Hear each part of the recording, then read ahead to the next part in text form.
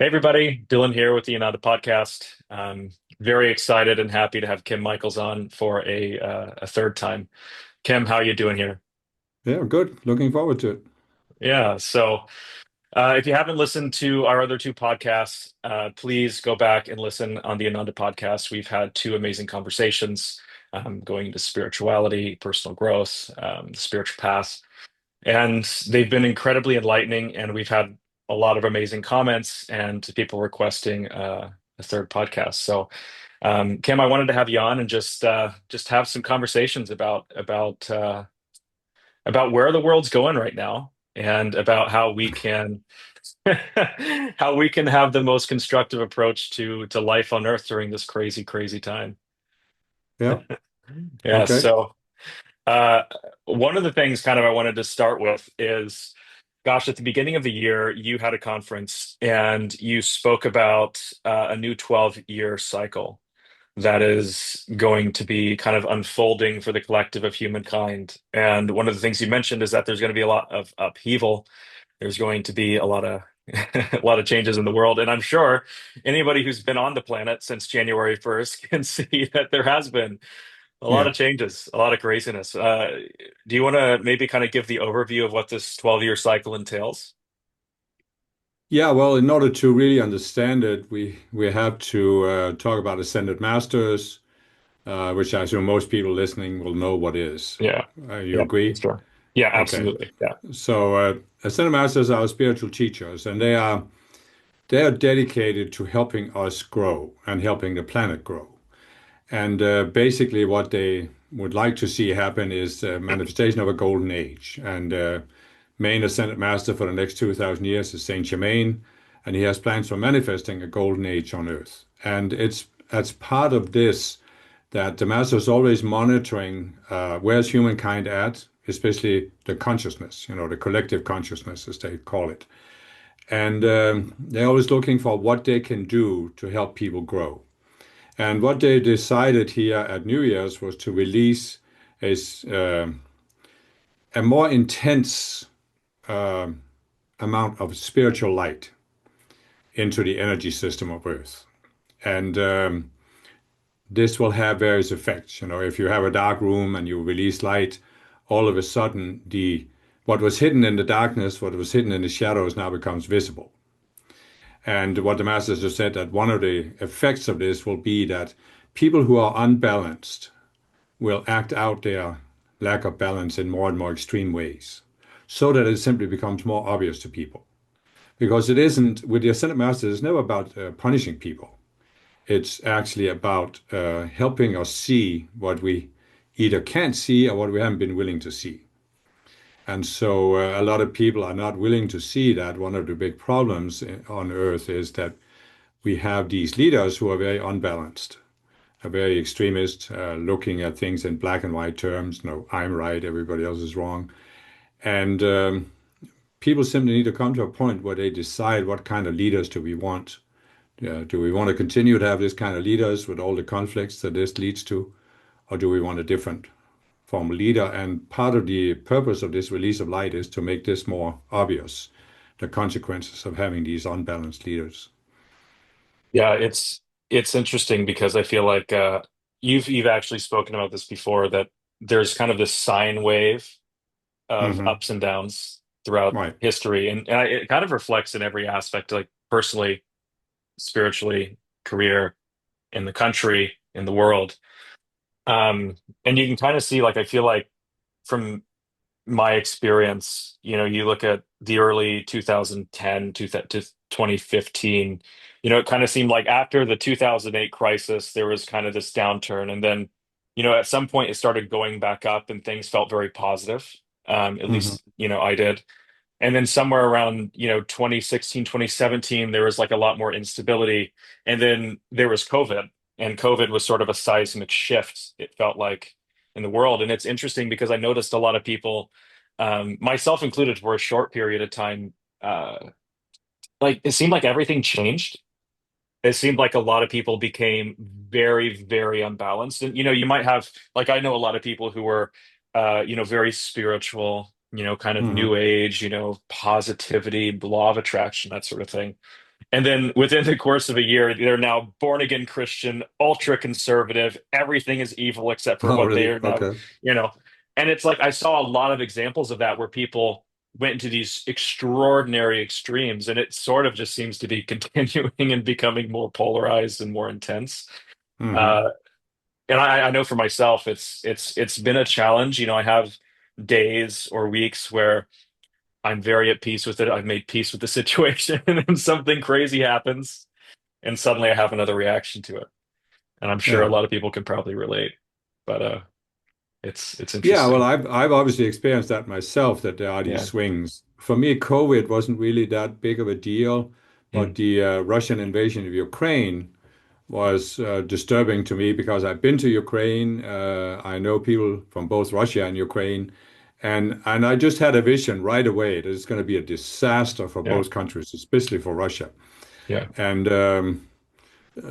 but what I did was I started working on myself and saying, so why am I disturbed by this?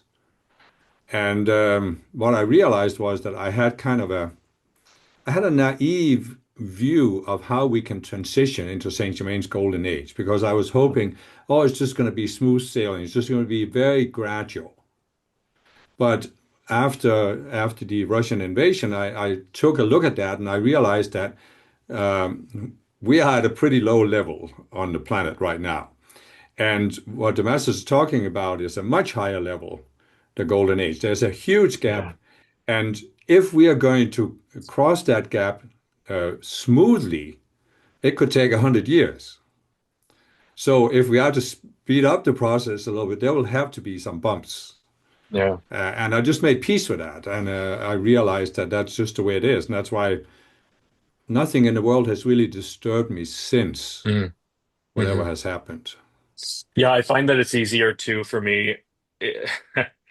And this is certainly something I have to work on. But there's for instance, the election in the United States. When it starts hitting close to home, we moved to Canada, and then there's all this stuff about, annexing Canada that Trump's spewing, and then there's these tariffs that affect my business, and then there's all these things that like directly affect you, and then it's like, gosh, this becomes a lot harder to practice what I'm either Sure. like what I'm learning and what I think that I should be able to rise above this. And then these things come in and it's like, gosh, this is a lot harder than I thought it would be, just to remain non-attached and remain peaceful. Yeah. Yeah. No, that's understandable. I mean, the Russian invasion was more disturbing to me because I live in Europe, Yeah. so it's a lot Yeah. closer. You can Exactly. kind of feel the bear breathing down your neck. And in the US, who cares? It's so far away. Right. Most Americans couldn't even point out Ukraine on a map. Yeah. But of course, with the election, that hits much closer to home. Yeah. Yeah. And one of the things that the masters mentioned during the New Year's conference was the need to stay positive during this time. Yeah. Um, I'm kind of tuned in with the Ascended Master community, and I have a lot of friends in the group, and it seems like there's a lot of people going through kind of a tough time. Ever since kind of the new year, things have happened. There's been big shifts for people, and it Hmm. seems like a lot of people are dealing with a lot of a like psychological burden, maybe a psychic burden. And I don't know if you've sort of felt the same thing. Obviously, in the collective consciousness, there's a lot of upheaval. Um, Yeah. how do we remain positive and really build that upward spiral during this time of such instability? Well, I mean, obviously, I have heard the same thing from people when I talk Yeah. to them at conferences and in other ways. But I think it's just a transition phase into this 12-year cycle. Mm. And I think that if people use the tools we've been given about the subconscious selves, Yeah. you can quickly work through it. Because, Yeah. as I said, the Russian invasion really disturbed me, but I realized it was because I had these subconscious selves that had a certain view of how things should happen. Mm. And I dealt with that, got rid of that, and now it's like I just have a different view. It's like it's easier for me to stay positive because I don't have the expectation that things should be easy and smooth Hmm. sailing. Yeah. Because basically, you can say, um, what is it that disturbs you and takes you out of being positive? It's that something happened that you either didn't expect or something you didn't want to have happen did Yeah. happen. Yeah. So you have to look at your expectations, and I'm at the point where I don't know, maybe I have some expectations left that I'm not conscious of, but I've certainly gotten rid of a lot. And Yeah. I just look at it that whatever happens in the world is so that something can be outpictured in such an extreme way that more and more people begin to see it. Yeah. And that's why, the more crazy it becomes over there on your side of the pond, uh, I almost think the better, Yeah. because the more of a chance that some people will see that Yeah. this is too unbalanced. That's kind of what I'm getting to. It's kind of the intuitive feelings that I'm getting is just you know, I need to just surrender and realize that the more extreme it becomes, like you said, the easier people can see it. It's just interesting because there is a certain self in me that is frustrated with people, frustrated with the collective consciousness because it seems so obvious to me. And I think this probably goes back to past lives too, because there's a part of me that really, gets upset that humankind is so stubborn and that they choose to create consciously or unconsciously choose to create so much suffering for themselves and for me lifetime after lifetime. There's Hmm. like that part of me that resents being here in the sense that why do I have to learn the lessons with these people when I didn't create these problems? You know what I mean? Why do I have Yeah, to be yeah, I caught up in it? understand And that. that's just part of embodying on earth. You can tell that to your mind, but there's that obviously that subconscious self that's really strong that projects that. Hmm.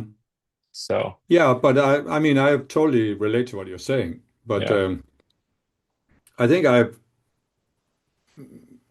I've worked on that to the point where I'm accepting that people Hmm. have to outplay whatever they have to outplay, Yeah. and that I can't have the expectation. See, what it really boils down to is, and I remember this when I was a child, 10, 12 years old, I was reading some book about world history and warfare and this and that. Yeah. And I remember having the thought, Yeah. oh, if just everybody was like me, there wouldn't be war on Earth. Yeah. Yeah. And even at that age, I Yeah. realized this was, of course, a completely unrealistic Yeah. idea. Yeah. But it basically is the same that you have this. If everybody could see what I see, Hmm. we wouldn't have the problems. Yeah. But of course, everybody can't, Hmm. uh, because some people are, you said, stubborn. I would say stupid, Hmm. and they don't want to look at reality. They Yeah. don't want to learn the lesson. And therefore, we just have to allow it to outplay itself because it ties in with what the masters have said. There are two ways to learn on earth, right? Hmm. You can learn from higher direction, or you can learn from the school of hard knocks. And Yeah. the vast majority of people are in the school of hard knocks. Yeah. Yeah. And It's that means interesting. they only learn by the knocks becoming so hard that they can't ignore them. Well, you look at the Second World War and or the First World War, the Second World War, and how that extraordinary hardship really kind of catapulted the Western world, at least, into 100 years of prosperity, right? And growth in a lot of ways. Yeah, but I think really what happened there, Hmm. it was not really the war. Yeah. It was not really the hardships of the war, it was the Holocaust. Okay. At least here in Europe. Hmm. I don't know. In all the years I lived in the US, my sense is it didn't have the same impact in the No. US. No. But in Europe, it had a seismic impact that you discovered that the concentration camps, that the systematic eradication of a whole group of people had been taking place.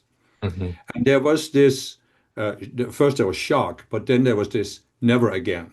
Yeah. We can't allow this to happen again. And Hmm. that's why there is red warning signs that flash in people's minds when they see people who set themselves up as dictators and have this black and white thinking that I alone know. Hmm. Uh, we had a king in Denmark in the 1700s, and he was famous for saying, "We." He always addressed himself as "we," of course. We alone know what serves Denmark best. And when we see leaders with that attitude, we flash right back to the little guy with the mustache. Yeah. Uh, Yeah. I mean, that's what's happening in the United States with Trump, and they're literally building concentration camps right now, in Florida, and yeah, it's I, I guess. And I wonder if sometimes I wonder what life streams are embodying in the United States right now. You know, Hmm. if these are the same life streams that embodied in 1930s Germany that precipitated the issue there, or it's, just I don't know because it's like this collective haze seems to have infiltrated people's minds, and in even talking to family members who don't, you know, they don't really support what Trump does, but there's this cognitive dissonance where they're not willing to, they're either like, I'm just going to focus on the positive and not worry about this bad stuff, or they're just not willing to admit that they could have been wrong. And it's just so interesting because these people 10 years ago had totally different, like they were rational, they were more balanced, but now it seems like every imbalance within people seems to have magnified, you know? Hmm. Yeah, well, I think now again, I know it's always very unpopular to make comparisons, but I think there are legitimate comparisons between 1930s Germany and what's Yeah. happening in the US right now. And I Yeah. don't think it's just as simple as to say that the same people have re-embodied in the US. I Hmm. think it's more of a mindset that you want a simple solution to things. Yeah. Simple, clear-cut, black and white solutions. Like we have problems, but if we just uh, get rid of this group of people, our problems will be solved. Hmm. It's simple. And you know, basically what's happening is that what you're doing with these, getting rid of the illegal aliens is you have a group of people that you say the Constitution doesn't apply to them. Hmm. And this is exactly what was said in 1930s Germany. Nothing applies to the Jews. They're subhumans. We can do with them whatever we want. Hmm. They don't need legal protection. They don't need a legal process, due process, as is mandated in the Constitution. We can just deport them. Yeah. Yeah. And it's weird. I don't want to stick on this subject too long, but it's bizarre how they just passed Trump's big, beautiful bill, as he calls it, the other day.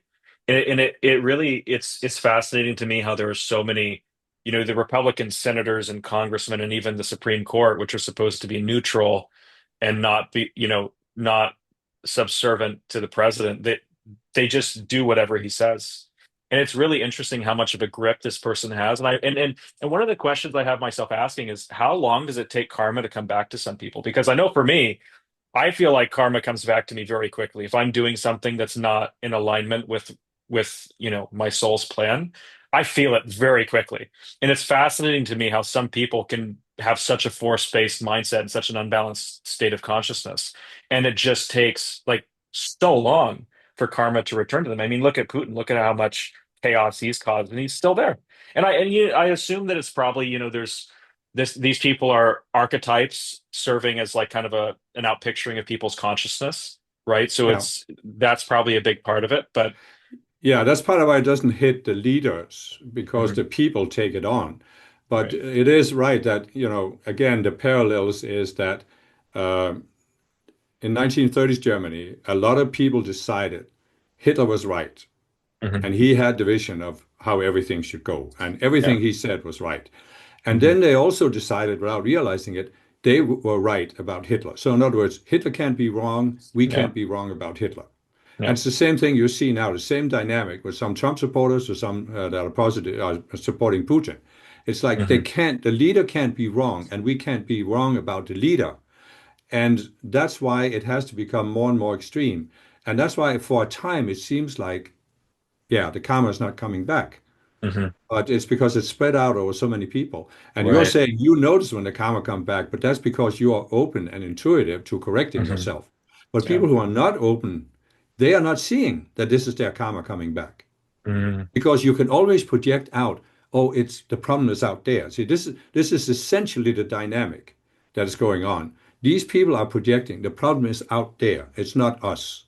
Hmm. That's a fundamentally different attitude than spiritual people who are always willing to look at ourselves. Yeah. Yeah. And you answered a question of mine on your YouTube channel a month ago or a couple months ago, and one of the main things you pointed out, I had asked about Trump, was making sure that we as spiritual people don't project that these people are the problem for my lack of peace. Hmm. And that's one thing I have to remind myself. I am certainly not very good at it yet. I'm working on it. Uh, and I think that it's actually that's one of the main tests right now. And if you can remain peaceful during this time, that's a big step. One But of you the see, things you mentioned before that you felt like, why am I suffering because these people are yeah, continuing to do the same thing? And yeah, and that's very understandable. yeah, But the fact of the matter is, Dylan, it is a subconscious self that you yeah. created in past lifetimes. Mhm. And as long as you have that with you, it's going to be much harder during the next 12-year cycle. Yeah. And that kind of segues into what I also wanted to ask you about was what I've noticed so far for my own personal experience since the first of the year, there have been massive shifts. You know, we went through, my wife and I, our family went through this period of extraordinary struggle. We were very prosperous, had a lot of things going our way. Everything crashed. Everything was really hard for 3 years.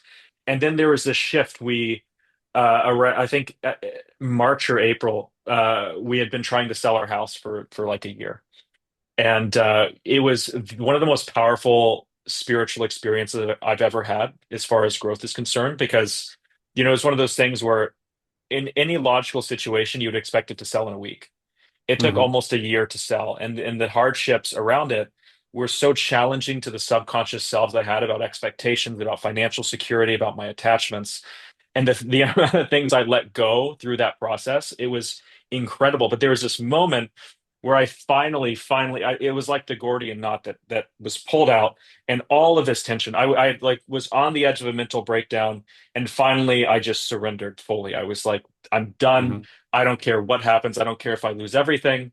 I just surrender because I can't continue to put this pressure on this situation. And that week, we got an offer, and it was still a chaotic experience, but we finally sold the house. And after a year of all this chaos, and it was like from that day, something completely changed. And all of a sudden, our business triples within a month. We have all these crazy things happen as far as the outer is concerned. We go on national television for our business on this thing called Dragon's Den. It's like Shark Tank. I don't know if you've ever heard of that here Hmm. in Canada. It's this big show. It's like a thing for business. But all these things start happening in career and professional life, and spiritually feeling so connected and feeling this updraft, right? But what I Hmm. also noticed was, with this increase of energy, I also noticed this magnification of the things I hadn't healed, I haven't resolved. And so it's weird right now what I feel like I'm going through, and I think that probably a lot of listeners can relate to is, and I don't know if you've experienced this, is you go through these phases where you feel a lot of spiritual energy. You're getting all of these insights. You feel like, wow, I'm really, on this path to Christhood. I'm having all these insights. I'm so peaceful. All these things. And then you start going on this downtrend, and all this unresolved psychology comes up. You feel less clear about things. I feel less insights, and then it hits a certain point, and then I go back up again. And I don't know if you've experienced that phase, that cycle, or how you kind Yeah. of got to the point to where it's more, you know more in this trajectory rather than like this. But that's just sort of a pattern that I've noticed in my own growth, especially over the past few months since the beginning of the year. Yeah, I mean, I can relate to it, but I have to go back in order Yeah, to say that I had that way because for years I've been much more on an even keel, you might yeah, say. And that's partly because I have, yeah, what was it? It was more that I came to a point where I realized and I accepted hmm, that I'm going to have unresolved psychology as long as I'm in embodiment. yeah, This whole dream, that I projected on myself and other people projected on me that because you are a spiritual teacher or messenger for the ascended masters, you're supposed to be perfect and not have any unresolved psychology. I let go of that years ago, and after that, it became a lot easier for me because now I'm just constantly monitoring myself and mm, basically looking for what is the next subconscious self that's going to come up that I need to resolve. Hmm. But I also shifted to where I don't have a deficit attitude anymore. I don't feel Hmm. incomplete because I have unresolved psychology. Yeah. I'm not projecting on myself that I have to be perfect, you know. And so I'm just accepting whatever comes up, I deal with it. And I've dealt with Hmm. so much already, so I can surely deal with whatever comes up. And so that means that I don't really have the ups and downs as much. As I said, I did have Hmm. some disturbance with the Ukraine war, but Yeah. that was more of the, well, of course it was a subconscious self, but it was more on an outer level. It wasn't really directly personally. Yeah. And so I feel that, I mean, obviously this could change next week, but I feel I'm more steady growth, you know. Yeah.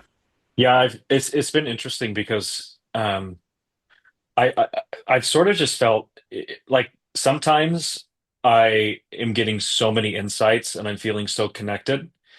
Uh, and then with kind of the outer world pulling on me and all the stress of the business and the growth, when you own something, that thing owns you too, Mm. right? And I know part of my divine plan is to be in the business world, bring forth a new way of doing business, and that's very fulfilling. But I also find that it does pull on my attention, and I'm trying to balance that. I'm trying to figure out how to, feel that inner connection, can, because I love feeling the insights and feeling that deep groundedness with my I am presence and my inner teachers and just that feeling of expansion and that joy.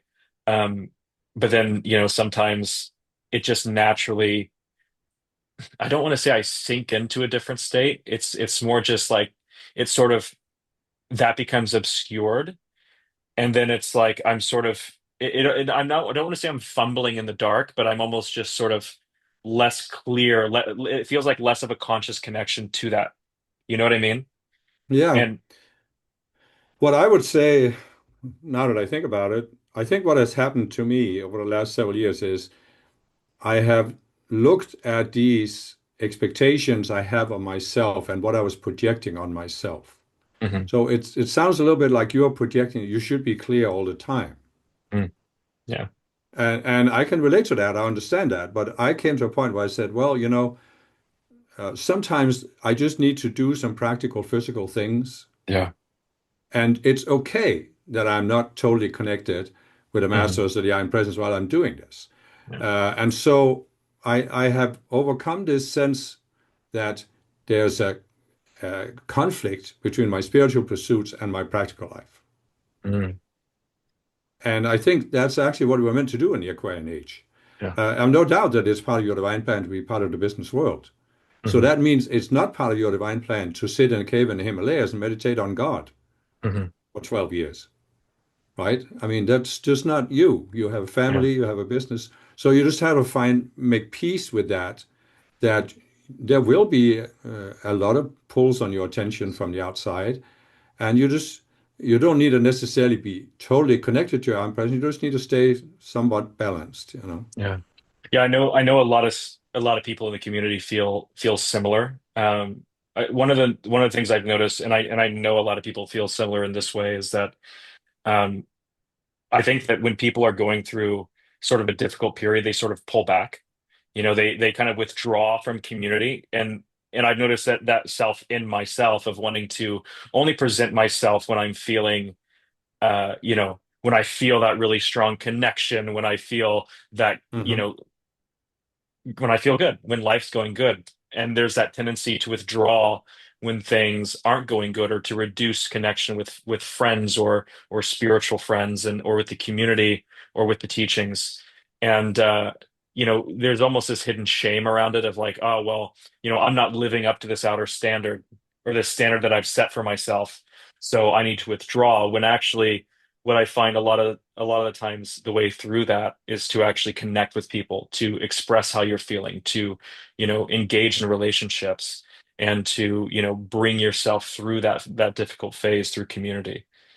Um, Well, it's one of the, if you look at spiritual movements in general, and I've been involved with a mhm, couple of different ones, the big problem with spiritual movements is that they create this ideal of Yeah. how you're supposed to be, both as a Hmm. student and as a Yeah. leader of the movement. And as I was Yeah. saying, I went through a period where I looked at myself and looked at what am I projecting on myself and what are other people projecting on me that I am accepting of Yeah. expectations. And I Hmm. also had this, you're supposed to be perfect, always Yeah. cool, calm, and collected, always harmonious. And Hmm. so, but this is a facade. Yeah. It's what I call pretend spirituality. You're pretending to be very spiritual by Hmm. always, acting, talking a certain way. And there just comes a point where you have to let that go. You have to realize these are separate selves. And it's very understandable we haven't because for thousands of years, spiritual people have projected this.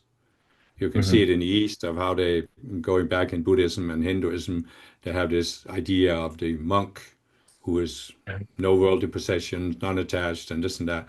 And Mhm. in modern spiritual movements, you have the same thing. I mean, we have both been involved with a previous Ascended Master dispensation that Mhm. was very judgmental because it also had this standard that you were supposed to live up to, but on the other hand, nobody could live up to it.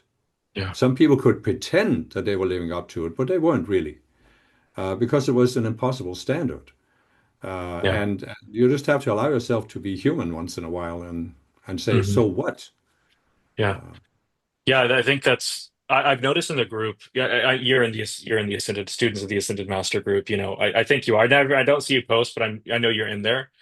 I don't know if you see any of the posts, but I've noticed actually over the past 5 years, the environment has gotten more supportive. The environment has become more of a community.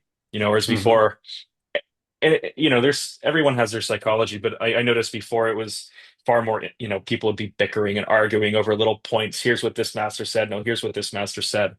And Hmm. things have started to soften up, and people have been able to kind of express themselves a little more Hmm. freely.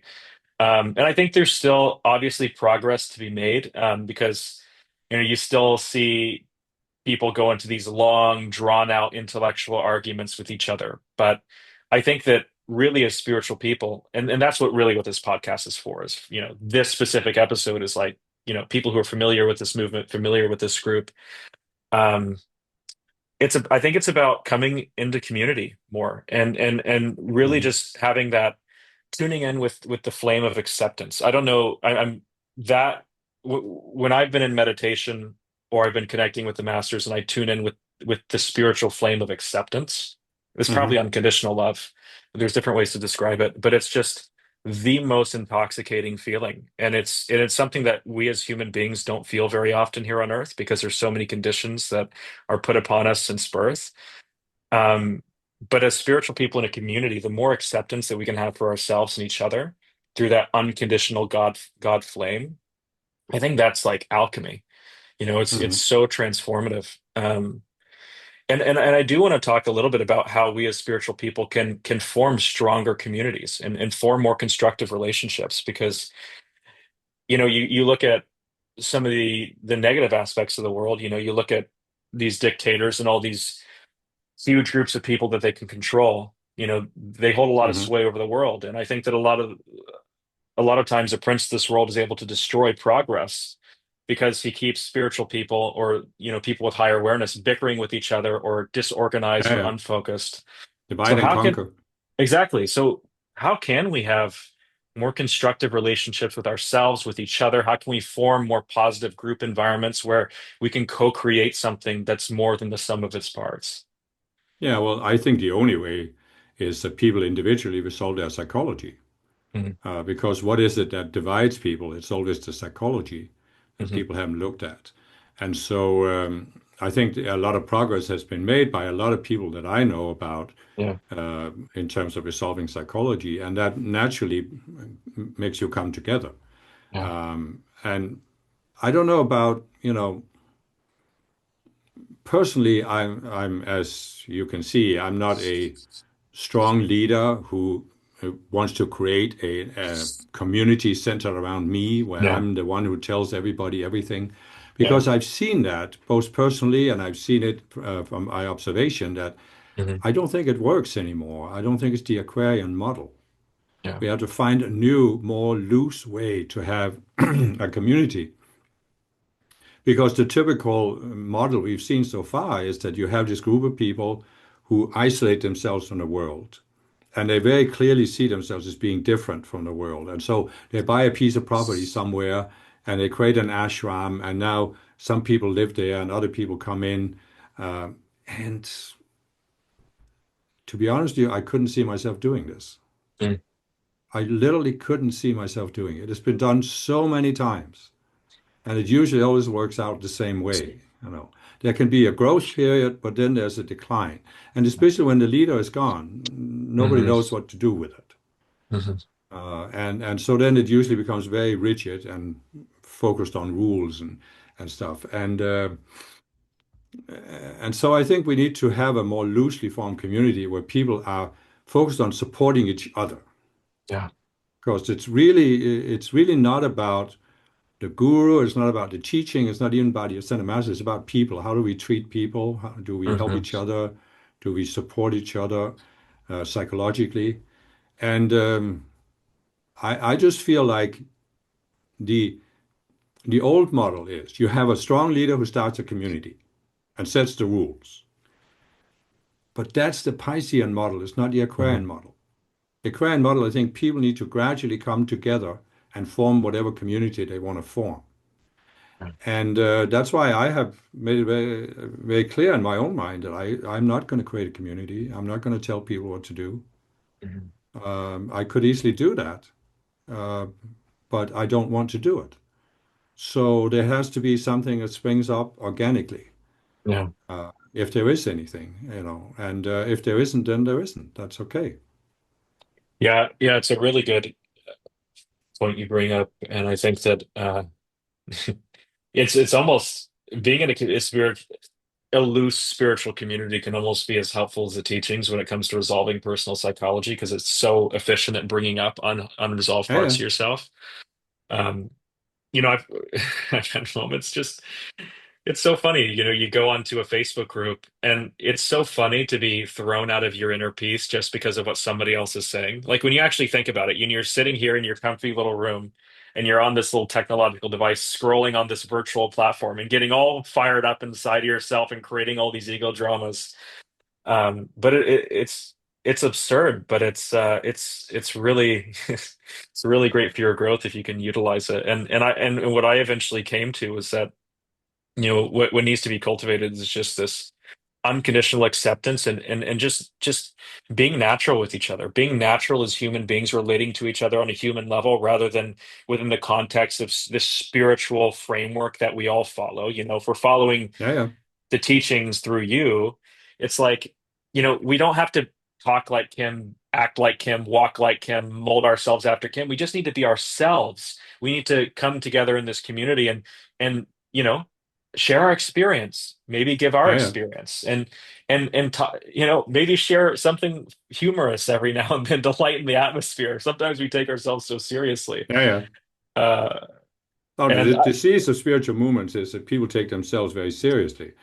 yeah, But I mean, as I said, I don't want to be the leader that starts anything. But what yeah, I always strive to do is to meet people where they're at and accept them for yeah, who they are and help them perhaps, take the next step up. But I mhm, I do that not with an image of how people should be. yeah, But the only reason I can do that is that I've overcome my own images of how I should be. yeah. And my wife actually says that I have this unique ability that if people come with some kind of expectation of how I should be as a spiritual teacher, I can shatter it in 5 seconds. Yeah, it's funny. It yeah, it's these expectations for ourselves and others, they really in especially in spiritual movements, it really just creates so much chaos. And Yeah. I've been practicing letting go of expectations for myself and other people, but it's very subtle, you know? Hmm. Um, but yeah, no, that's really interesting. I'm curious. You talk a little bit about the self-focused self, Hmm. and that's something I've been mulling over ever since it. When did you first start talking about it? Was that about a year ago, year and a A half couple of ago, years ago in a couple of years ago? Kazakhstan. Yeah. Yeah. And Actually, I messaged you a while back and asked, what are one of the things that you notice in me that I need to work on? You said, well, the self-focused self.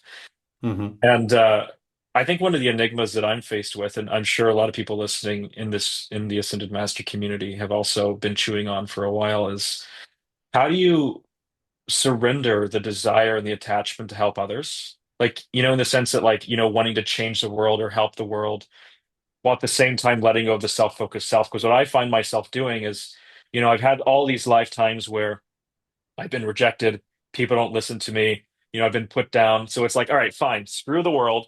I'm just going to focus on my growth so I can get out of here. But then what Hmm. that causes is it causes me to become very self-focused Hmm. and a bit neurotic at times, right? Yeah. And it's like you create your own little sphere of here's my world, but then it becomes a self-reinforcing spiral. You're just staring in the mirror all the time, nitpicking yourself. And so, how do I love something more than the self-focused self while still having something to do here on earth? You know what I mean? Hmm. Hmm. I'm still I young. I am. got with God's grace, I got a long time to be here, right? So Hmm. how do we make that shift to a fundamentally higher state of consciousness where we're not torn between these two polarities, I guess, right? Yeah. Well, that's the only way to do that, and it's a little more of a long-term perspective, but you have to discover the cells you have created in past lives based on Hmm. this, and that are fighting with each other, that are pulling you Yeah. in opposite directions. And Hmm. I understand where you're coming from. I also have realized that in many past lives, I have been rejected. I have a sense that in several past lives, I have been like an advisor to a king or emperor, Hmm. and I have seen that they are heading for disaster, and I tried to warn them, and they haven't been willing to listen to me, and so disaster ensued. And so I've also had this uh, all of my life. I would say the biggest dichotomy for me in my life has been not violating other people's free will, respecting other people's free will. And I'm very, very reluctant to force other people, even to the point where a lot of people have felt like I don't care about them Hmm. because I don't act the way people expect. I Yeah. don't have this possessiveness that, oh, these are my children and my children should behave a certain way. Uh, so I don't have the demands on other people that they're used to. And so they think I don't care. But it's really Hmm. because I respect their free will. And so in a sense, and I'm not saying I've totally resolved this because the issue always on earth is you have to have 100% respect for free will, people's free will. And as I said, if they're unbalanced, they need to be allowed to outplay their unbalance. Hmm. But you have to then be careful you don't then withdraw and says, okay, well, why say anything? Yeah. And, and that's why I've decided. I actually you can see in my life I had um, I started doing some YouTube videos back in 2008. Then I took them off, and I was going to get back to it shortly, but I never did until 2000 and what 23 or something. And that was because I was sort of isolating myself. I could deal with putting the master's teachings out there, but didn't really put any of myself out there, not very much at Hmm. least, because I Hmm. was sort of stepping back and saying, fine, um, I don't want to tell people what to do. I don't want to interfere with their free will, so I'm just going to focus on myself. But it's true, as you said, you can become too self-focused. But what has always helped me is that ever since I started working more directly with the Ascended Masters, I've had this, it's not about me, it's about serving the masters and helping other people. So what I've done is I've focused on what are the masters, what does my presence want to express? Hmm. But I've also focused on putting things out there, the tools that people can use to transform their psychology, but not having any expectation of how specific people should or shouldn't apply them. Hmm. Yeah. So in other words, I'm content that the teachings are there, they're in the books, they're on the websites, now they're in videos, and what people do with them is not really Hmm. my concern. Hmm. That's up to them and their free will. Hmm. Yeah. And that also makes some people feel like I don't care because I'm not telling them what to do. Yeah. because I'm not invested in it. It's not like it's going to disturb me that you don't apply a certain teaching, for example. Hmm. I look at it this way. I look at you're following your individual path. Hmm. And as you said, you have a long time to be still in embodiment. Hmm. So whatever you need to go through of Yeah. experiences before you have a certain insight, why should I worry about that? I trust that you are going to develop at the pace that you're able to develop. And that I guess that one of the things that just came up for me was having faith in your path. There's a certain amount of striving. I actually think you said this in your video today. There's a certain amount of striving. Um, but there's also this sort of natural unfoldment and this trust. I noticed that, and I'm sure a lot of spiritual people relate, is that there's this part of me that just wants to sort of force it to happen. Just help Hmm. me. And it's less strong now. It used to be really strong, where it was like, just get me out of here. I'm done with this plan. Like, I just want to qualify for my ascension and move on. Right. Hmm. And you start to create so much pressure around Yeah, yeah, yourself, constantly looking at your psychology, when yeah, reality yeah. you're nitpicking yourself. It's like you have acne and you're just constantly picking at it. You know what Hmm. I mean? Yeah, yeah. And and uh and it just causes you to have more and more internal tension. Hmm. And kind of one of the ways that I can voice my experience and kind of where my own intuitive insights have been leading me is, you know, in my day-to-day life, sometimes, you'll be very within yourself. You're thinking about, what do I have to do today? I reacted at my wife earlier. Why am I like this? You're sort of contained within yourself and focused on yourself. Whereas there's other times when I'm living my life and I'm not so much focused on myself, but I'm just, you know, smiling at somebody, providing acts of kindness, just open, radiating energy, kindness, joy, um, focus on how can I give? How can I serve? And when I'm in that state of consciousness, I feel so connected and I feel so much light flowing through me and flowing into me. I receive the insights. Um, but then I shut that off and and I go back to this sort of neurotic state of mind where it's like, all right, well, I got to study the teachings. I got to, do my decrees every day. And it's like this how do you balance this, because it's like at a certain point you have to strive. And it's so funny because it's the video you posted today, but at the end of the spectrum, it's like you sort of just have to be a natural person and express your light and receive those insights. And that's where I find myself at right now is, I sit down to do the same thing that I've always done. I wake up in the morning, I read a dictation, I do some invocations, but I don't really feel anything behind it. I don't really feel like my heart's in it. It Hmm. feels like I've been doing this so long, it feels a bit old. Hmm. It feels like, come on, why am I just repeating the same thing, expecting different results? And I feel like I'm being called to take a different approach to the spiritual path, but it feels so uncomfortable. And I don't really know what it looks like. And I'm afraid of maybe losing my way. Well, if I don't have the teachings, if I'm not doing this, what if I lose my way? And what if I, go off the path? You know? Hmm. And I'm sure a lot of people have probably felt that way. I'm Yeah, yeah, I rambling can a little bit, recognize but that from when I was in the Summit Lighthouse, and yeah, because there was a lot of pressure on, giving hours of degrees a day, yeah, and it was never enough, and this and that, and so I understand it, and it is a balance to be found because you could say, um, if you don't strive, there will be periods where your ego is going to take you into a blind alley where you hmm, just say, "Oh, I'm just going to let it all go. I'm just going to relax and give myself." So you have to strive, but on the yeah, other hand, you can also be unbalanced in striving too much. hmm, And I did that when I was younger. I was yeah, way too focused on doing all the other things, and there came a point where I just had to let that go. I just did the hmm, minimum, and hmm, but what came to me at a certain point was this, first of all, the Buddhic non-attachment, not being attached.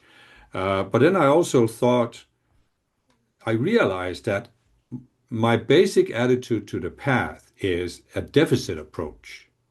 It's yeah, never enough. It's never good enough. And I had to stop. I had to look at that and say, do I really want to live the rest of my life this way? Uh, mm, always feeling I'm behind, always feeling it's not good enough. Whatever I do is not enough. mm, And I just decided, no, I don't. And this was before I even had the concept of these subconscious selves, but it's obviously a subconscious self that's, mhm, so there's one subconscious self that's pushing you to, oh, don't do anything. You don't need to change. You're okay. This is what you mhm. see in a lot of these new age movements out there. Yeah. Oh, it's all good, right? So Hmm. you don't need to look at yourself. You don't need to strive. You just need to kind of float along and then it'll be all right. But that's not really the optimum approach on a spiritual path. But on the other hand, going into this extreme that I was in the Summit Lighthouse with, decreeing several hours a day and going to services 4 times a week and all this, that was unbalanced in the opposite direction. So Hmm. what I came to, I just really let this self go, and I realized I have made progress. I am willing to look at myself, look at my psychology. Why am I worrying about being behind? And then after that, it took some time. I went to another level where I realized that every time I have a tension in me, Hmm. like you're describing, you Yeah. know, you feel this tension in you.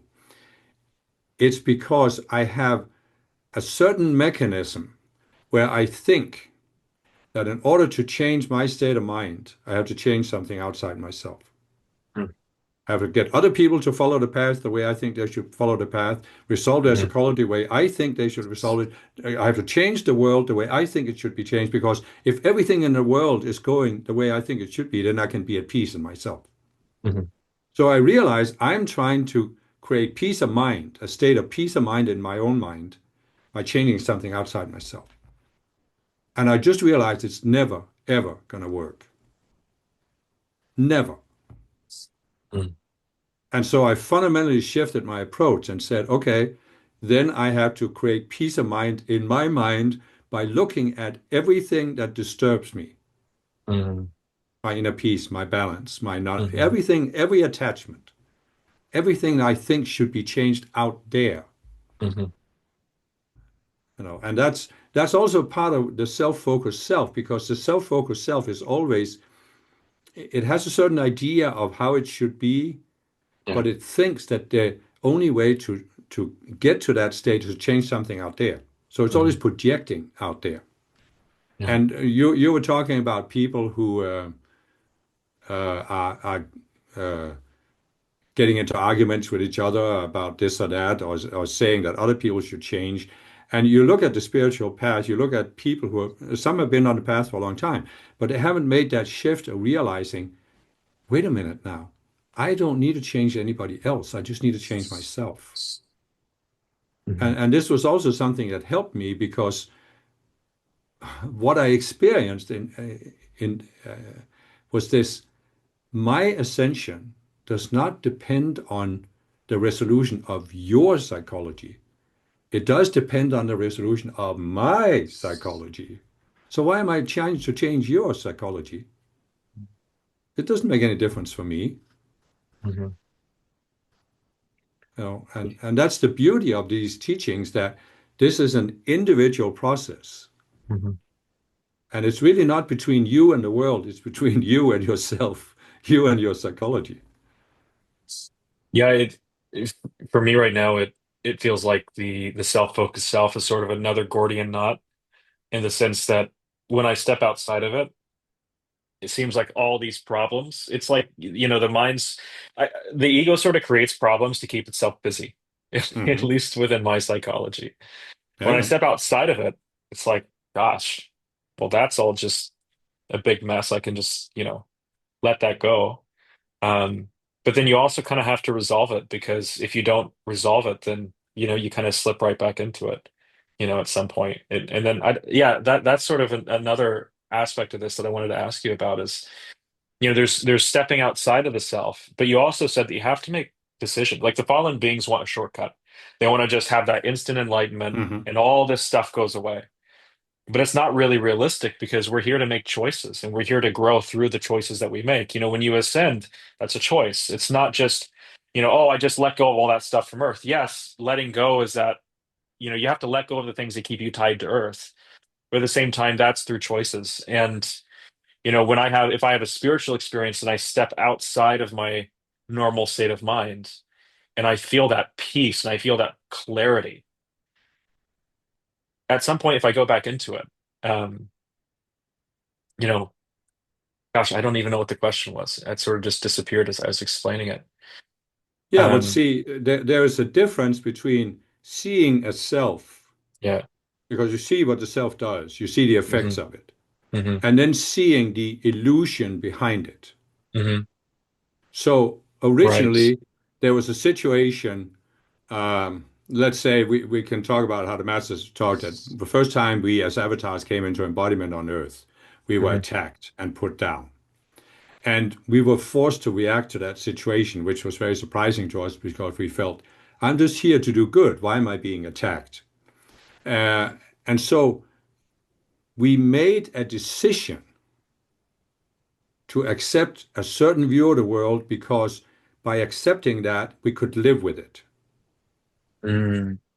And that's what I'm saying. You can see you have a self that's causing you to be stressed, for example, Hmm. or to project at other people that they should change or they should behave a certain way. There are many of them, of course. So you're seeing the self, you're seeing the effect of the self. There's the first Right. step.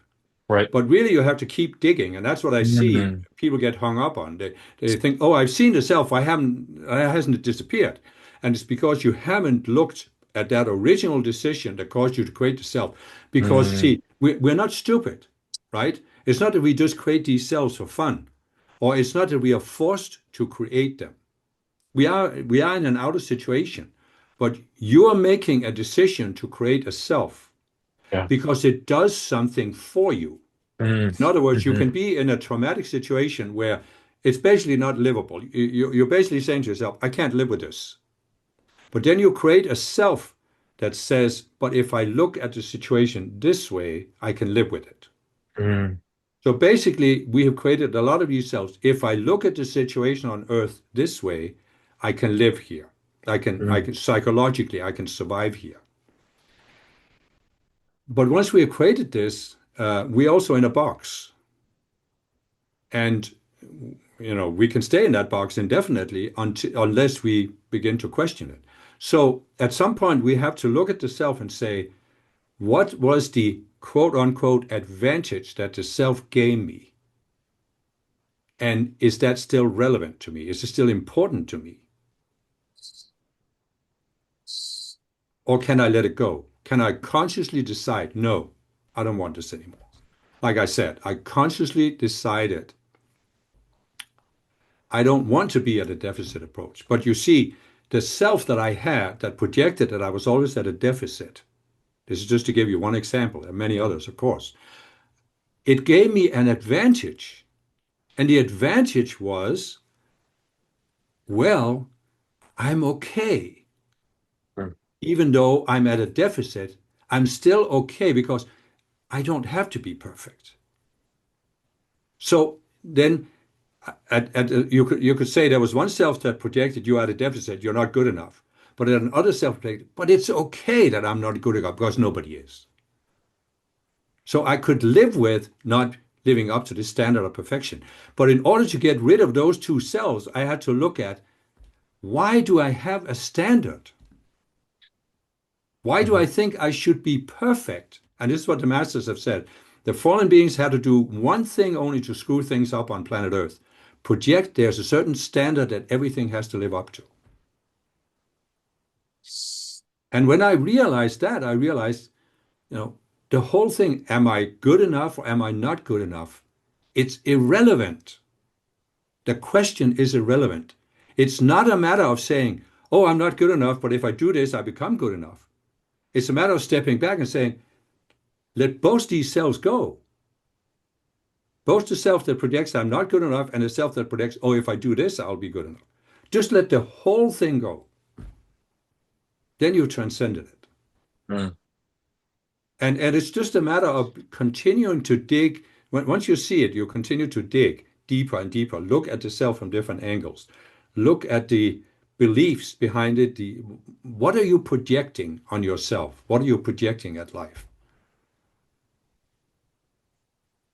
And then I've always asked the masters for help, and it isn't instantaneous, but over time I get one insight here, one insight there, something shifts, and then after a while it's suddenly like, there it was.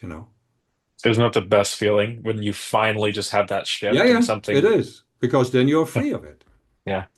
So that's what Yeah. you have to keep digging at it. And Hmm. I realize it's completely subtle. It's very, very subtle. And we're talking about things here that most people on Earth would just say, "You guys are nuts," or "You guys are Maybe we. complete narcissists. You're just looking at yourself all the time." Yeah. But actually, you're not looking at yourself. You're looking at yourselves. And because this is not who you are. Yeah. The cells are not who you are. The spiritual path is sort of weird from a linear standpoint because it's not linear. It doesn't feel No, linear. I no. mean, because for yeah, the teachings from the masters through you, they've sort of been presented in this way. I remember, like the seven rays, the initiations of the seven rays, it's presented in a very linear manner, and then you have the primal self, and then you have the Avatar series. And you know, from my experience, and maybe it's just because I'm not very advanced, but I find myself having moments where it's like, oh man, this all work, like I've got this, and then I'm having all these insights and all these things, and I feel like I've resolved all these things, and then this thing all the way down here, it's like, oh, I should have probably solved that. That starts coming up, or it's like, it's just this. It's hard to track where you're at from a linear standpoint because, at least from my experience, I find it to be quite dynamic in the sense that, No, but it is. But it's yeah, just that the masters have actually explained this, that there is a specific phase between the 48th and the 96th level of consciousness yeah, where you need to have a more linear approach. And I can hmm, look back at myself when I was younger. When I found the Summit Lighthouse in 1983, 84, I needed a very linear approach, and it was hmm, very helpful to me. But then as you get closer to the 96th level and start going beyond it, you actually shift out of the linear approach. hmm, And now it's not linear anymore. hmm, And that's when you start having these things come up that you didn't quite resolve at a lower yeah, level of consciousness. And so for me, for many years, it hasn't been linear. I'm not even, probably since, I don't know, 2010, 12, I haven't thought about where am I at in consciousness. yeah, It doesn't interest me anymore. Am I on this level or that level? Because like as I said, I'm just looking for what's the next thing that comes up that I need to resolve and let go of. And I expect to be doing that the rest of my life. What's the big deal? yeah. It's interesting because, obviously my ego would like to think that I'm above the 96 level. It really wants to be that, but then also I look at it from a pragmatic standpoint, and I think to myself, well, gosh, I still have. On the one hand, I have a lot of things I'm working through. On the other hand, Yeah. I've come a long way, and I have moments where I feel very connected, and I feel like a lot of insights. But on the other hand, I feel like, geez, I feel like I'm just a beginner, and so I've sort of given up wondering where I'm at. Even though it might be helpful to try to understand where I'm at, I don't.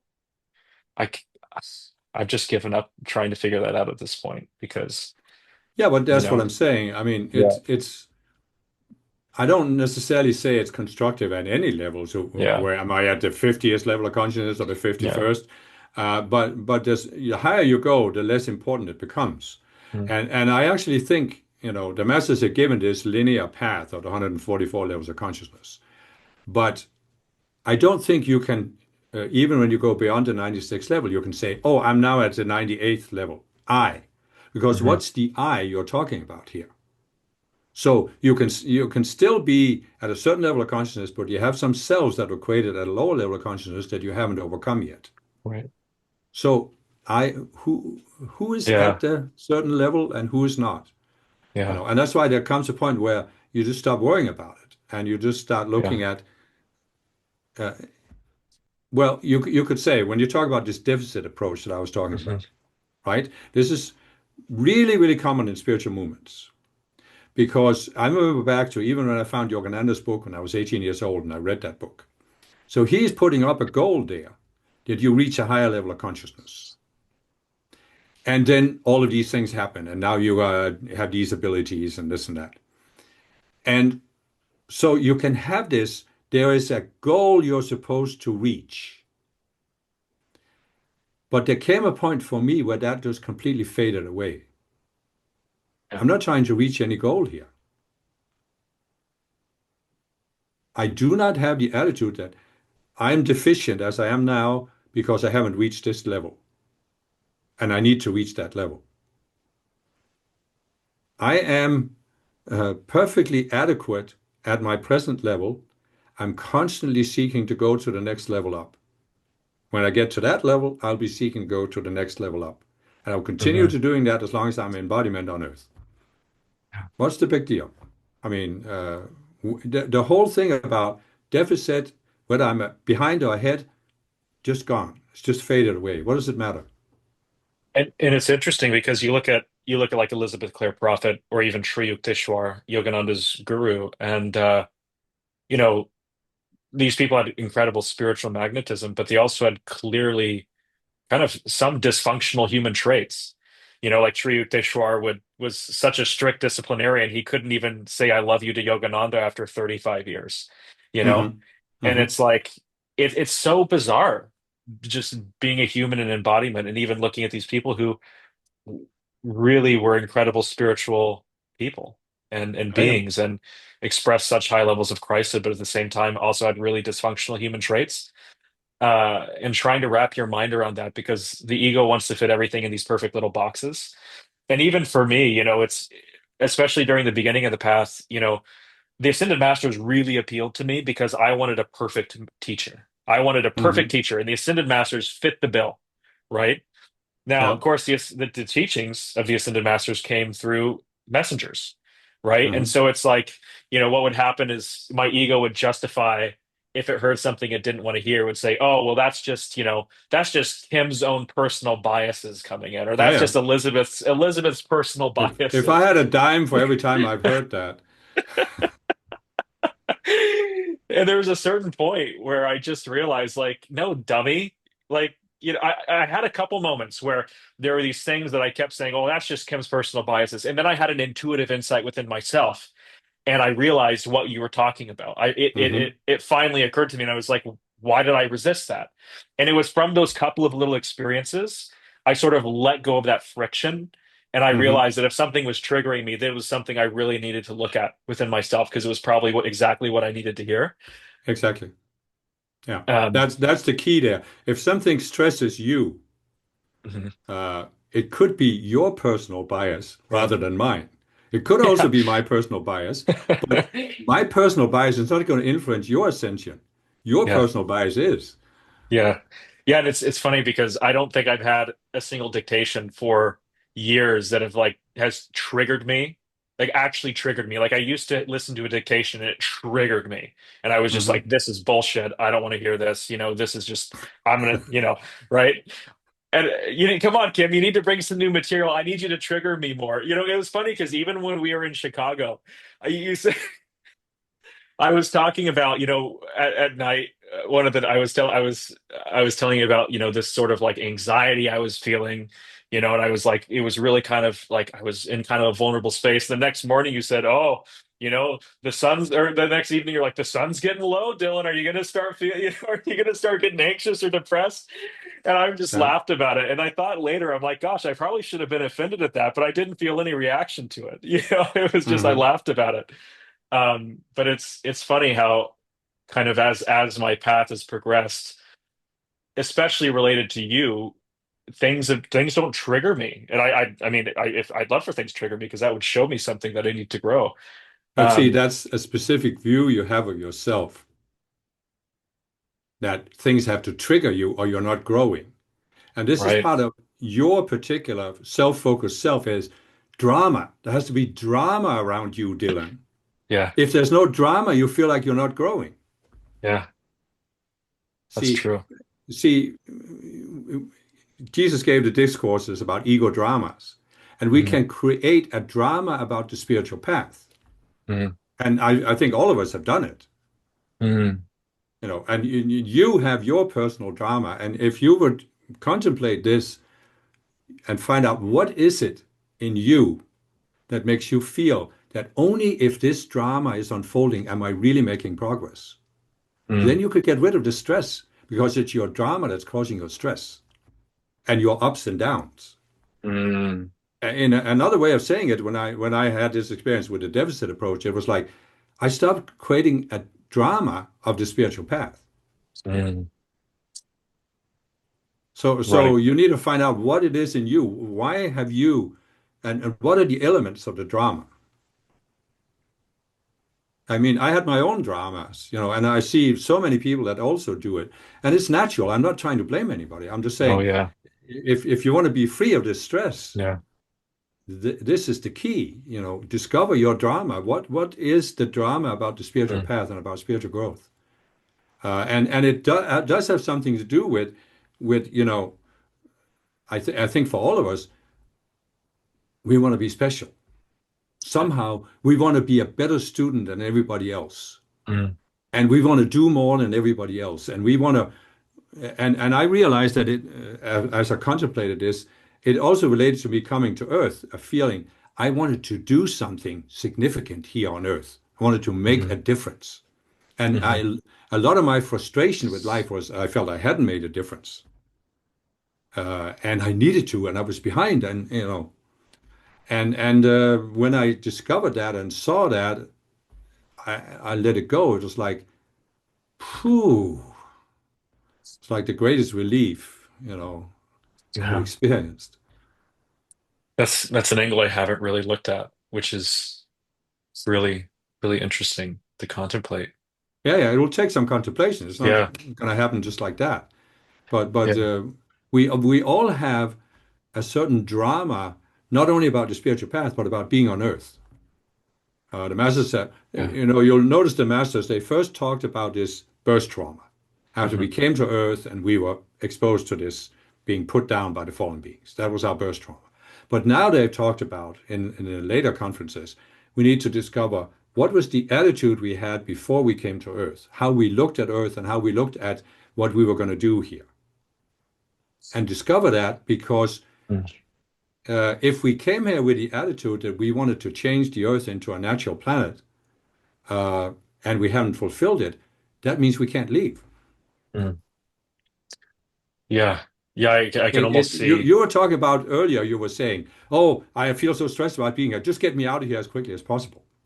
And I can relate to that, but I had a Mm. period where I was thinking about this, and all of a sudden what came to me was, you're not going to get out of here as long as you want to get out of here. Yeah. You have to come to a point where whether I stay in embodiment or ascend, it doesn't matter to me, because either way I can be at peace. But that only happens when you discover what drama have you created around you being here. Yeah. Are you the savior? Are you the prince on the white horse who has come in and saved the damsel in distress?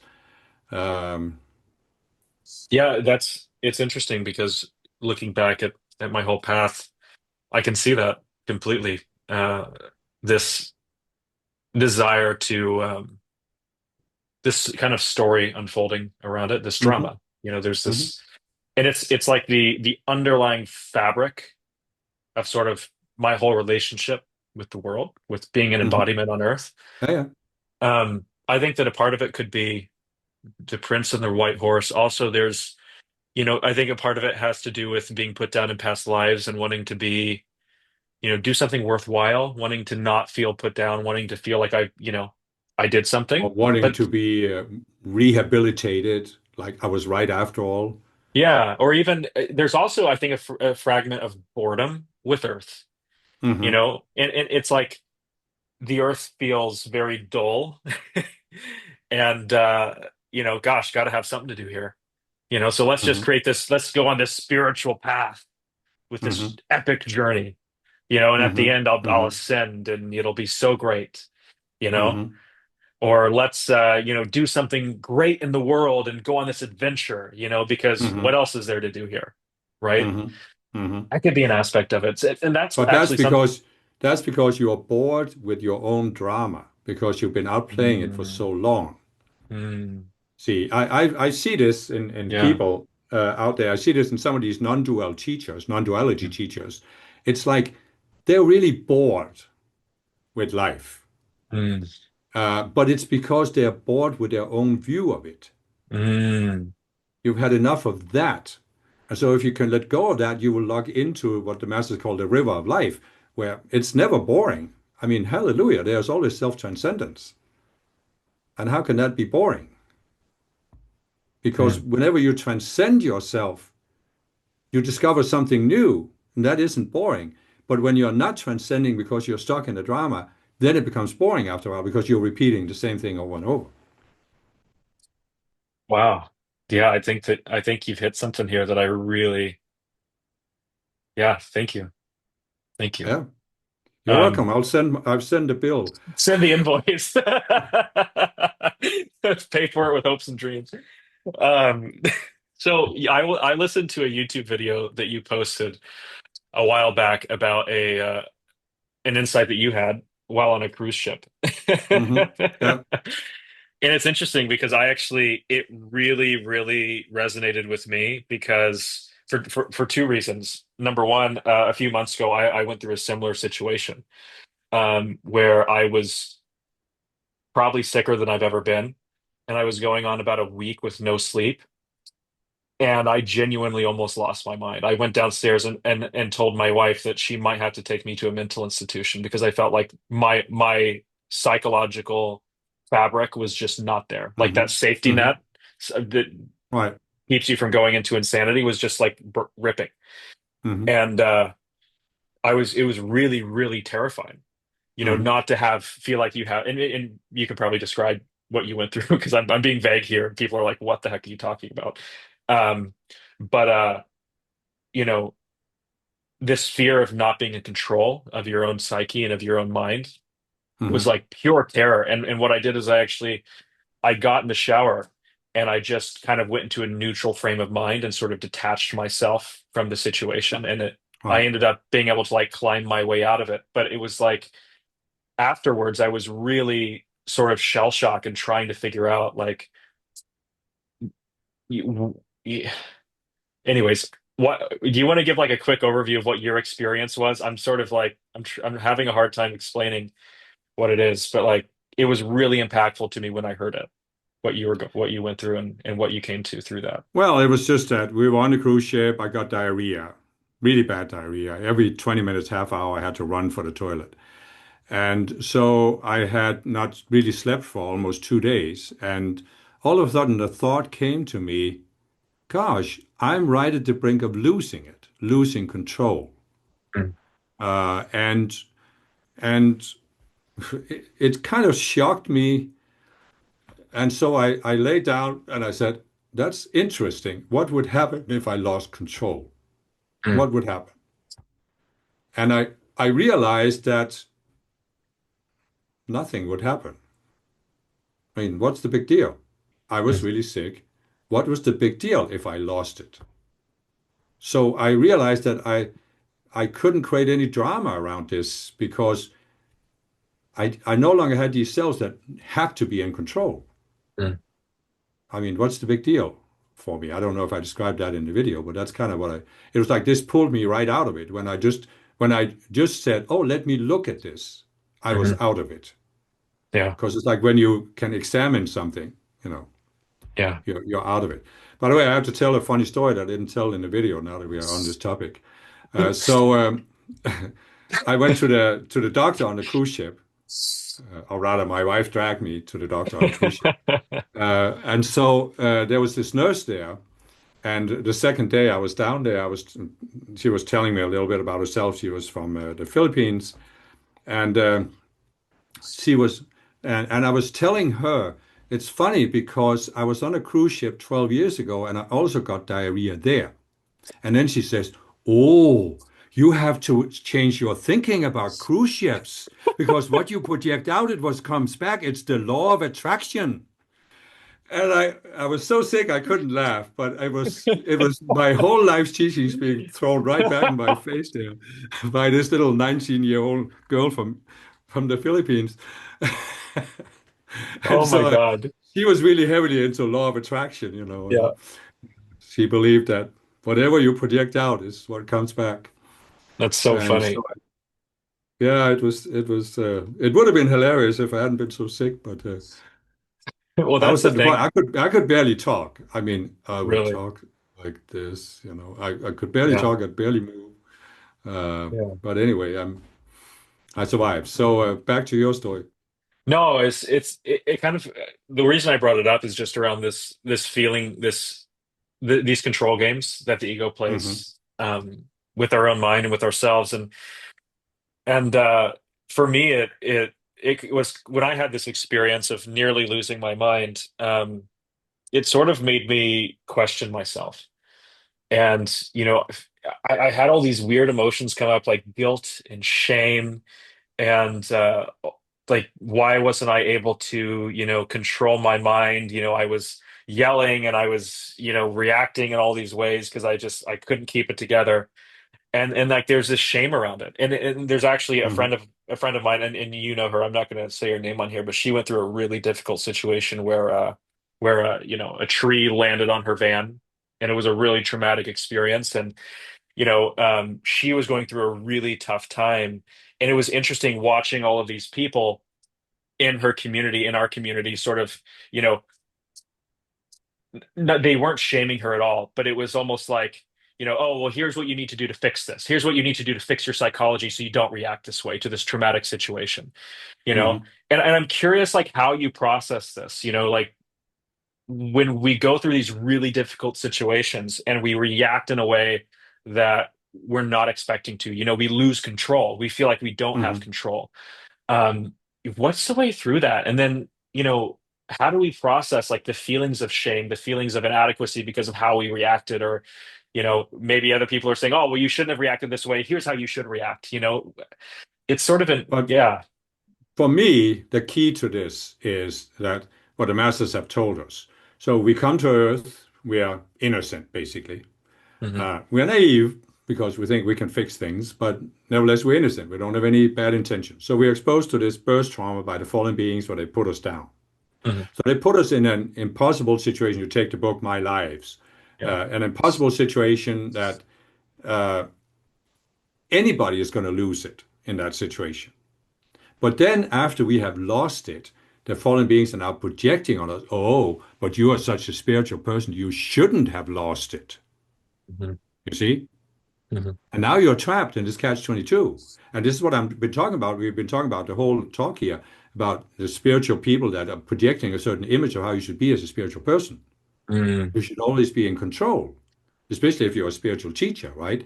And Hmm. so what I took note of is that several times the masters have said, all of us who have embodied on earth went through the same. We were exposed to the birth trauma. We lost it, Hmm. but we've still ascended today because we overcame it. So what I'm saying is, this is part of the drama. You're creating this drama. I can see this myself. Actually, I'm seeing this right now as I'm saying this, that I came with the attitude, oh, but maybe other people lost control, but I should have been able to keep my control. Right. I shouldn't have lost it. I should have been able to do what nobody else was able to do. Hmm. I should have been able to do this. And this is your drama then that keeps you trapped because obviously you lost it and you can't take it back. Hmm. But what you can do is come to a point where it doesn't matter anymore because it was just here on earth in a very difficult situation. And it was okay to react. And that's what I'm saying with the cruise ship. Yeah. I said, oh, that's interesting. What would happen if I lost it? And I just realized that what would happen if I lost it was only a matter of what I did with it in my mind. Did I say, okay, I lost it, so what? I was tired, I hadn't slept, blah, blah, blah. Hmm. Or do I create some kind of thing I now carry with me? Oh, I shouldn't have lost it. Now I need to deal with that I did lose it, and explain it away in some way. Hmm. Yeah. So, And there. so that's what the masters have said. They have all of the ones who are now ascended and have embodied on earth, they were exposed to this birth trauma. Mhm. They lost control, But they came to a point where they said it doesn't matter Yeah. because it's just here on earth. And nothing on earth defines the conscious you, and nothing on earth defines the I am presence. Yeah. I guess that it's one of the things that comes up for me hearing you talk is, I think of the Buddha, Jesus, these even, Yogananda or Sri Yukteswar, or these, spiritual masters. Hmm. And I think to myself, well, surely Buddha in his last embodiment didn't lose his shit after not sleeping for 5 days and, nearly go to a Yeah. mental, But or how do you surely know? Jesus. Right, How do you exactly. know? Because there's these we sort of have this perfect image of what a Yeah, spiritual yeah. master is or But should that's be. what I'm saying. Yeah. That image was projected by the fallen beings, Yeah. and we've taken it over and applied it to ourselves. And Hmm. we will not be free until we stop applying it to ourselves. The masters have said so many times, Hmm. don't think we are judging you as the fallen beings are judging you. Hmm. See, because they accept us for who we are. They have been an embodiment. They accept how difficult it is. What does it matter? I mean, it's like you are saying, you could say to yourself, oh, you know what? I'll tell you a story, okay? Uh, when I was living in Montana, close to the headquarters of the Summit Lighthouse, right? I had a daughter, and when she was 4 years old, she went to the Montessori school they had at the Summit Lighthouse. Hmm. And the leader of the Summit Lighthouse was Elizabeth Clare Prophet, who was called Guru Ma, right? And so she had been in this school for a couple of months. And one day I picked her up, and she says to me, just out of the blue, she says, Dad, does Guru Ma go to the bathroom? And I think I managed to say, yeah, of course, everybody does. But then I thought, what the heck are they telling her at the school about Guru Ma? Because they must be projecting into this little 4-year-old mind that Guru Ma is somehow perfect. And in her mind, it's, well, then she probably doesn't go to the bathroom, right? Hmm. So you see what I'm saying? That going to the bathroom is a normal function of the human body. Hmm. Should we now condemn ourselves and say, if I'm a really spiritual person, I shouldn't go to the bathroom anymore? Which means I shouldn't eat, which means Hmm. I'm going to die or the body's going to die. You see what I'm saying? It's like there are certain conditions on earth that we just need to accept that in its current unnatural state, Hmm. there are certain things that just happen on earth. And so what? Hmm. We are in embodiment. We have a physical body, an emotional, mental identity body, and sometimes we act. This is what I saw at the cruise ship. I saw that uh, you can still have emotional fluctuations, but it's only when you create a drama out of it that you carry with you, Hmm. you put some mental overlay on it, Right. that you get trapped. That's the attachment. It's not that your emotions fluctuate because that's what emotions do. But it's when you create a drama, that's when you're trapped. And now that I think about it, going back to the August US conference, I spoke about, I was talking about my anxieties and all these things happening. That's just the drama. Just the whole drama that I built around whatever relationship I have to being an embodiment on Earth. It's just the Yeah, yeah, drama. yeah, yeah. And it's even just talking to you now, I feel like everything's becoming clear since you mentioned that. It's really, really interesting. The spiritual path is so nuanced and it's such a trip, eh? Like Yeah, yeah. such a trip. But And that's it's because the spiritual path is about overcoming the way we look at ourselves in relation Mhm. to Earth. And the reason why it's so difficult is that we are looking at it from the inside. Yeah, You're yeah, looking at your subconscious selves from inside. I'm looking at mine from the inside. It's easy for me to see yours. It's easy for you to see mine because we're not inside. yeah, But when we're inside, we take it, we think, well, this is just the way life is. yeah, I'm not having a self that's looking at life a certain way. This is just the way life is. yeah. And that's the tricky part. And that's why, again, it's this, it's so easy for us to see how other people should change, but and it's a common disease on the spiritual path that You allow your ego to project upon other people that they should Mhm. change based on how you look at them. But you don't realize that they can never look at themselves the way you look at them because they are looking from the inside. And it's not a matter of them accepting what you say and believing it. It's a matter of you trying to help them see what they can't see from the inside. Have you ever read the Tao Te Ching? I'm sure you have. Yeah, many years ago. The It's Tao that can be spoken of is not the real Tao. yeah. That's all I remember. But that's Well, also the important thing. exactly.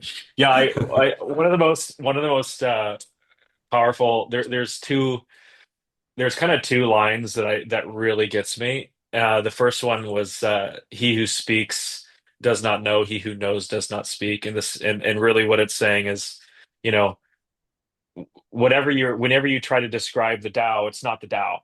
Whenever you're Hmm. trying to describe spirit or the spiritual path, it's not the thing in of itself, it's a description. But the Hmm. other thing is, that the Tao is like water. The more you grasp it, the faster it, slips through your Yeah, yeah, fingers. yeah, yeah. And I think just through this conversation and just being on the spiritual path since when did I find your teachings? I was like 13 or 14. I've been through so many different iterations of myself trying to, on this journey. And it's every time that I think I have a grip on it, it slips through my hands. Yeah, yeah. But then the more that I can flow, the more that I flow with life. It's like the spiritual path is a dance, and it's this creative dance that never stands still, and you'll never reach the final destination, and that's the joy of Hmm. it. Um, and I think reminding ourselves that is really important, especially when we, have a stack of spiritual books like I do sitting in behind the computer, and we have our invocations we're doing, we listen to the dictations, we're working on our psychology, remembering to become like little children and Hmm. to dance with life and to let life dance through us, and bring in, it's like the balance between the poet and the sage. It's like, you have this, it's like there's an artistic side of the spiritual path that we need to remember to have, because sometimes we can become, like I said, a little too neurotic, myself included, myself Yeah, yeah, especially, you know. But yeah, anyways, yeah. um, I I don't think want it's to take. funny with the Tao Te Ching where you're saying, "He who knows does not speak, and he who speaks does not know." Well, why did you write the book then? Yeah. That was my immediate reaction to this. Because I think there is a lot of things that can be said because I have been helped by spiritual teachings from I was very Yeah, young, yeah. and it is obviously valuable. And but what I would say is that um, what the masters have explained is that everything is an experience. So we are just uh, having a certain experience on Earth by defining ourselves a certain way in relation Hmm. to Earth. Hmm. It's basically creating a subconscious self that says, this is who I am and this is how I react to situations. And Hmm. so when we start, and there's nothing wrong with that, this is the immersion phase of the reality simulator. But when we start Hmm. going the other way, awakening, we have to unravel these things that we have put on ourselves. Yeah. And that's why they're difficult to see because we have stepped inside them in order to have the experience. Like a drama. You're basically, you could say, oh, I'm bored with Earth, but I'm going to create this drama. And then when you step inside that self, you're not bored anymore because now you're acting the drama. But then there comes a point where you've had enough of that, and now you need to see what it was you projected upon yourself and step Hmm. outside of it and dismiss it because I don't want that experience anymore. So the spiritual path is really about unraveling this. And it really boils down to this: the Tao that can be spoken of is not the real Tao. The self that you are cannot be defined by anything on earth. We we have defined ourselves a certain way in order to have a certain experience. And if we've had enough of that experience and we want to have the experience of being an ascended being, we have to undo all the things we put upon ourselves. That's Hmm. really what the spiritual path is all about. Yeah, it's interesting because I know you've probably wrestled with this, uh, thinking like there's this concept that the earth is not real. The being an embodiment, none of this is real, Yeah, right? yeah. And from a certain perspective, it's funny because with anything, any spiritual statement that's spoken, there's so many different levels you can kind of look at it from. Hmm. And from the one hand, yeah, the physical universe isn't real, it's not permanent. But at the same time, it's almost like you could say, well, a child going to school, it's not, is that a real environment or is it a fake? It's obviously a controlled environment, but it's real, you know? And I Hmm. think about, for a long time I thought that, okay, well, when I die and I leave embodiment, everything's going to just work itself out. I'll be back into source and I'll have Hmm. everything will be perfect because none of this is real, right? This is all fake. Hmm. But it's like from another perspective, you could also look at it and say, well, no, it is real. And this is the schoolroom. This is where you make the choices, where you truly, you don't just come into illusion for no reason. You don't come into this very dense onto this dense planet for no reason. It's like this is like the proving grounds where you earn your ascension. And it and I think that it's important not to I don't know, you talk a lot about non-duality. I don't know if we want to go there because we're already an Hmm. hour and 36 minutes into this. But Yeah, yeah. but No, I but know, what we can say real quick is that um, you are real. yeah. There's a part of you, the conscious you, that is real, and your I am presence, that is real. And the purpose of it all is that you grow in self-awareness by having Hmm. experiences in this world. And so whether the world is real or not doesn't really matter because what Mm. matters is how do your experiences affect you, your sense of self? And that's the whole purpose. And that's what's missing from the whole non-duality culture. They Hmm. have just done away with the purpose of life.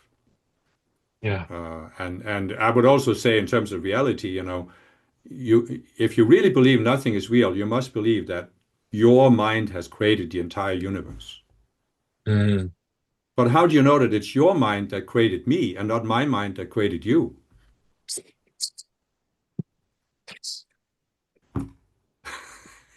Just think about that. It just shatters the whole illusion. Oh, that's a good And one. therefore, what I would say is, yes, we can create all kinds of illusions in our minds, Yeah. but there is a reality created by minds that are bigger than ours, the ascended masters. And that has a certain reality that we haven't created. It's not ultimate because it is not eternal. It will not exist forever.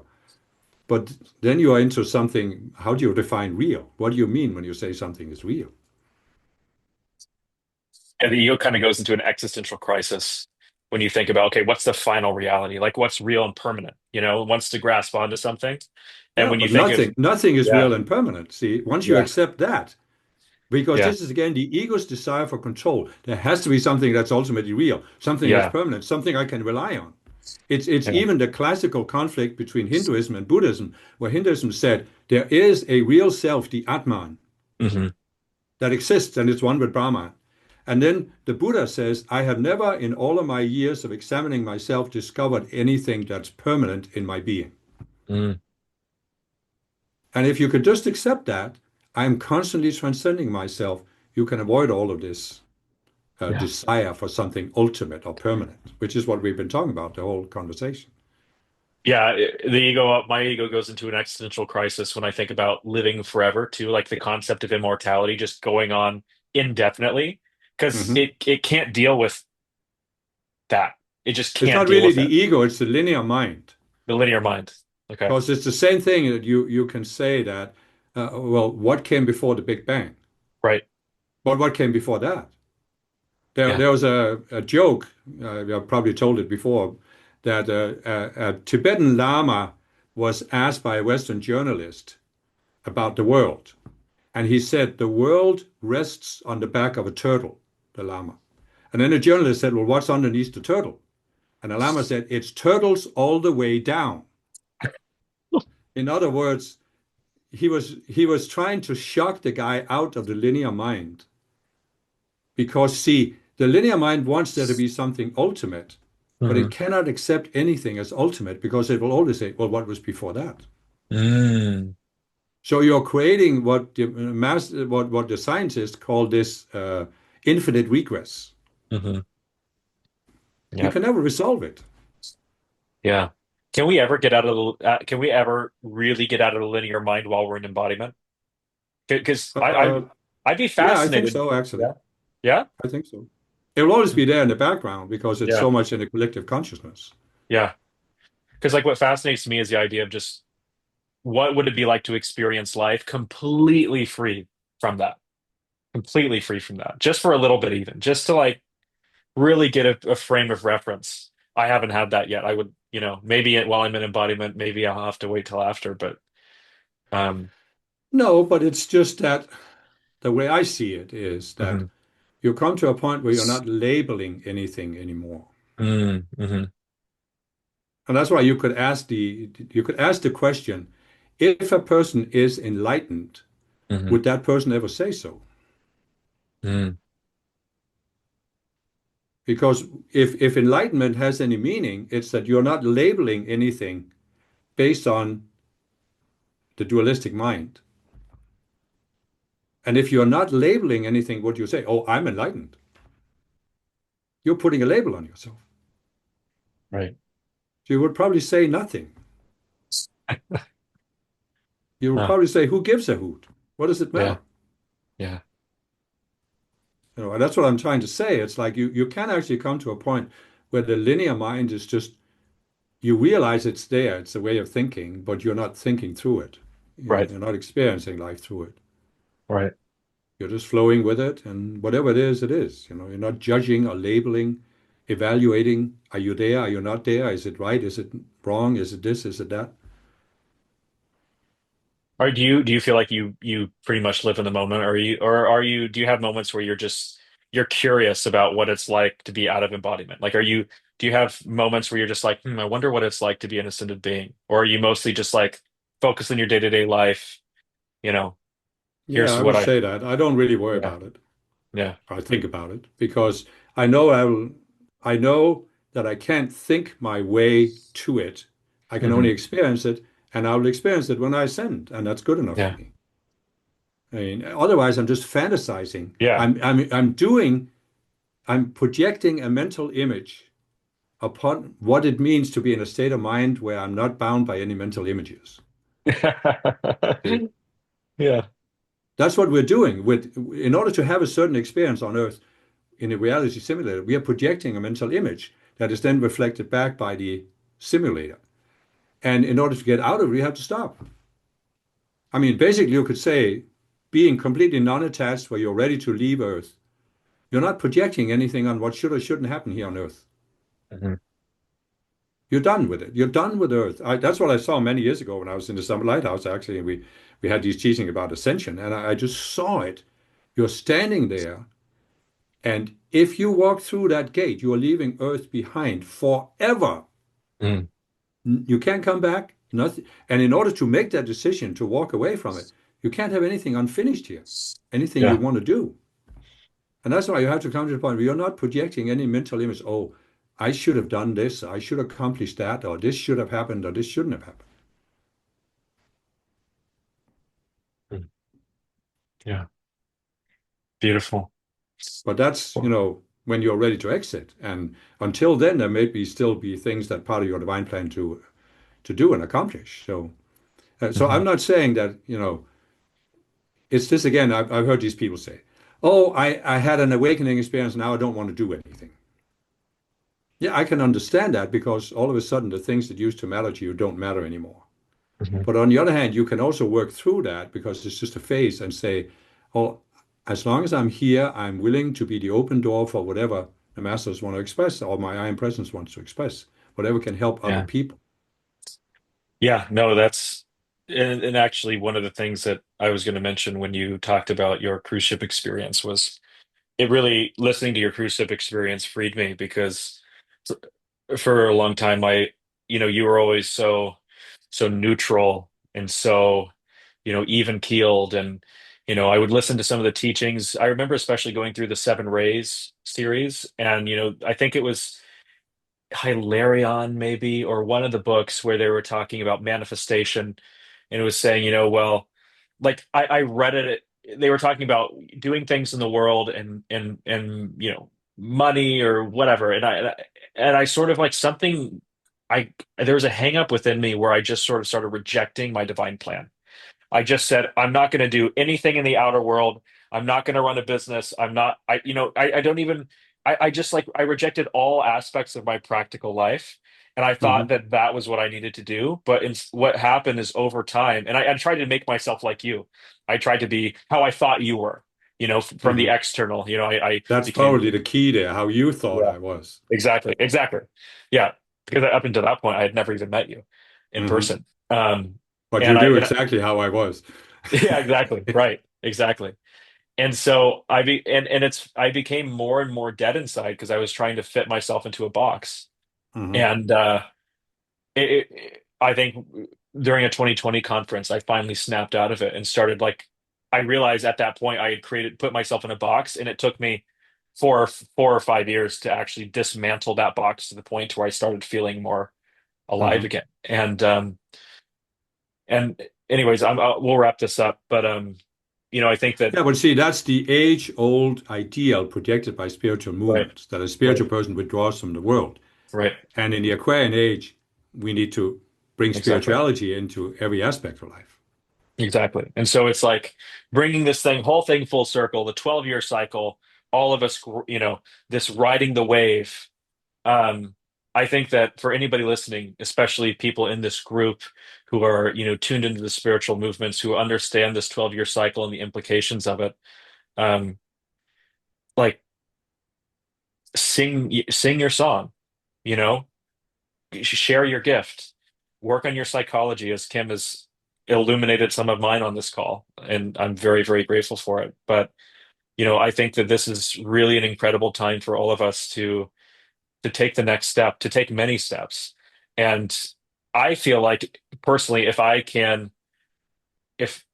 if I can really stay true to my own path and to continue to let go of these separate selves, I just feel intuitively like at the end of this 12 years, I really will have made a lot of progress. And I think that everybody Hmm. listening to this can do the same. And as you told me on this call, don't be too hard on yourself. Don't have these really rigid standards for how you think you should be, because what I found for my own path is that, typically your growth is found on the opposite. It's like your growth is found by letting go of the rigid standards and by letting go of the things that, you think you have to be doing. Um, and you start to find a much more joyful approach to life and to spirituality. Hmm. So, Yeah, basically, I would say the spiritual growth is about overcoming the illusion that I am something relating to Earth. mm, And instead, you realize I am the presence. mm, I'm not bound by or defined by anything on Earth. mm. Everything Beautiful. that I have defined in relation to Earth was just to give me a certain experience, and I can change the experience. Mm. Well, Kim, thank you very much for this nearly Yeah, 2 hour long podcast. I really hope that you enjoyed it, and I hope yeah, that definitely. those listening were able to get something out of it too. I sure did. So I really Yeah, appreciate you coming on. yeah. Well, thank you. It's good to have these questions that I don't normally think about, Yeah, to respond I to. yeah, absolutely. Thank you guys, and have a beautiful day.